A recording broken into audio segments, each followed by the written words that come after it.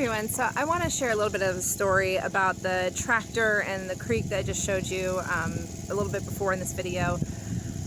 When my husband and I came up here with our kids, we came with basically what we could take with us. We did make one trip prior to bringing up the camper with a U-Haul that had some of our like farming type equipment or fencing, things like that, electric fencing for our animals. But coming up here, we didn't have any actual like farm equipment, like big equipment. You know, we have shovels and things like that, but nothing super substantial.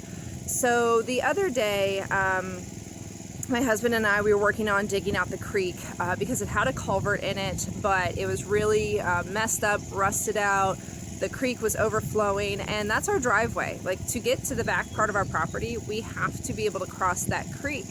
And at the point of when we bought the property, we knew this.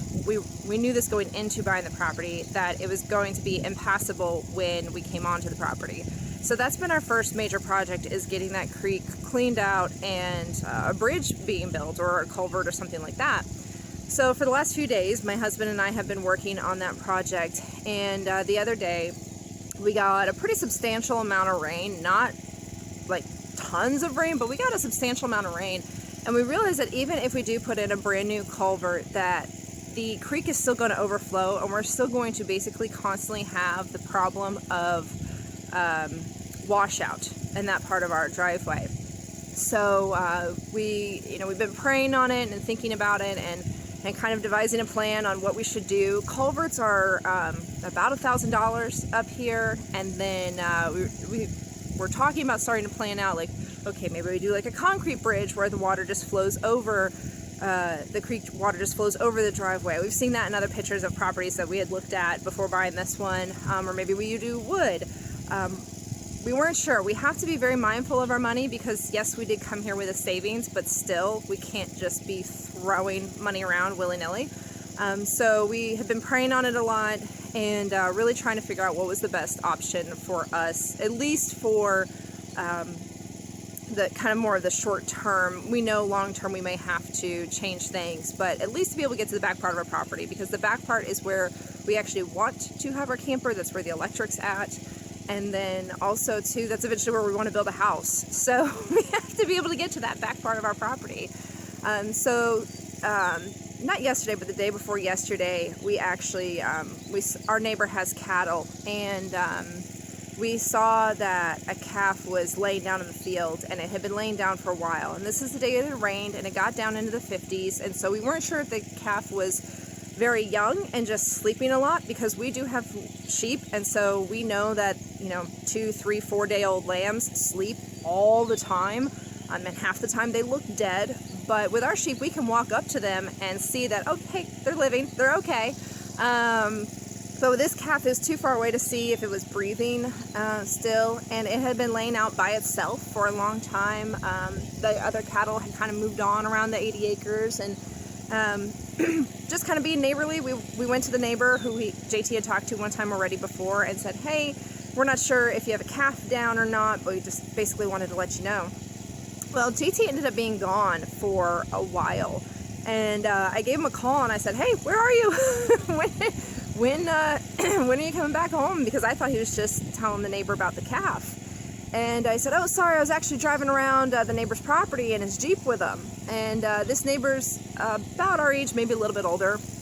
And he was showing JT different spots on the property. He was showing JT different spots on our property, because our properties do connect all the way down the sideline of our property. And so he was showing JT part of the property that we hadn't even been able to get to yet on foot. And so JT was having just a real great time. Well, during this time of hanging out, basically, JT and the neighbor were talking about like what we need to do to our land and this, that, and the other thing. And the creek flows multiple properties down, but it flows through our neighbor's property, into our property, and then out into other neighbors' properties. And JT was talking about how we have to get something to go over the creek because it's been washed out. And so the gentleman, without even being prompted, without JT saying, hey, we need to do X, Y, and Z, JT was just talking about getting the driveway fixed and some of the other stuff that we have to do. The neighbor said to us, or said to JT, why don't you, I have a tractor you can use. And it's a, you know, it's a smaller tractor. He has giant tractors too, but it's a smaller tractor to do that kind of work. He says, I have a tractor you can use, no problem. And he goes, oh, and I also have all these timbers that we were going to build a log cabin with, but we decided against it. So we have all these oak timbers that you can use too. Use as many as you need. We have a huge pile. And he showed JT where the pile was at. And JT told me this, and I was floored because, one, JT had only talked to this guy twice now. This was his second time. And we've only lived here now, I think, 6 days. So it's one of those things where the guy doesn't really know us. He's talked to us enough. And obviously, in my head, when I heard this, I immediately stopped and thanked God. Because this was an answered prayer for us. And the gentleman doesn't know. I mean, we both have thanked him profusely for this. But the gentleman doesn't know, like, our financial situation. He doesn't know really anything about us. I mean, he does know that we homeschool and things like that, and he homeschooled his kids. So we know that we have some things in common, but he doesn't really know us all that well. And he was willing to not only let us use his tractor, but also let us use wood and timbers that he's had on his property to build, at least right now, a fairly permanent bridge. We may have to fix it some in the future or switch out to something else, but we don't know that yet. And so it was just, I could just see God in it.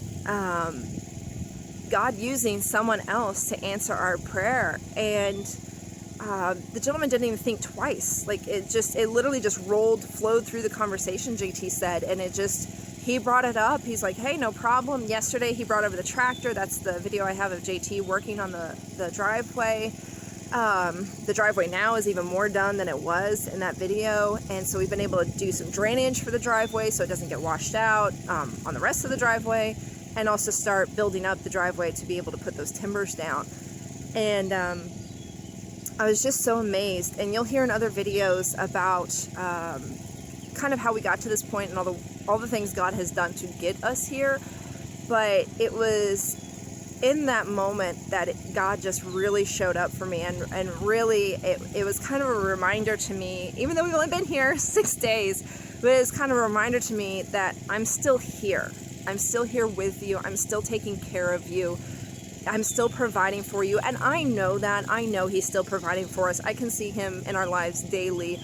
Just being on this property is a daily reminder of how much God has been in our lives lately and working for us and with us. But seeing that and just being so thankful. I'm so thankful for what God did through that man. I'm so thankful for that man. You know, stuff like this, it's, you know, you don't necessarily hear about this very often. Like, oh, here, use this, get this for free. And it just makes me so happy and thankful too that there are still people out there that do that kind of nice neighborly stuff, and above and beyond, exceeding even being neighborly. But it's beautiful. Words can't really truly express how thankful I am for this man and for what God has done through him.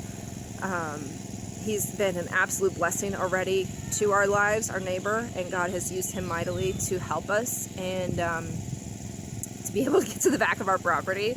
And so we're very excited for what's to come once we are able to get over onto the other side of the property, because that is when we're also going to be able to start bringing our sheep onto the property as well. But I just wanted to kind of share with you guys a little bit about what God's already been doing in our lives as we've been on the property and the miracles He's working already,